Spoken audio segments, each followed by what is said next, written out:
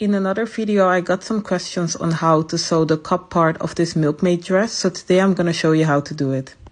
The pattern I'll be using is this one from Pattern for All, which I found on Etsy. First, start off by cutting your cup pattern piece, and then you'll sew the sides where eventually the drawstring will be pulled through. Don't forget to always press your fabric before you start sewing.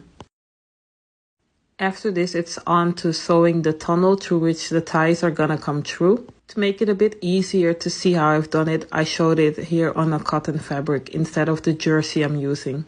And then it's the trick to sew quite close to the edge so your ties have room to go through. Now for the ties, fold two right sides of the fabric together and sew.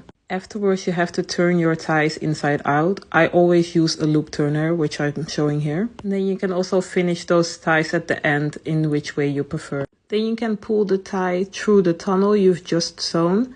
As you can see, I added a little lace on top of my cup pieces. I almost always do that. And to make this process a little easier, I use a paper clip to pull the tie through. Once you've done, I always like to secure the ties at the end with a little stitch. Then it will look like this.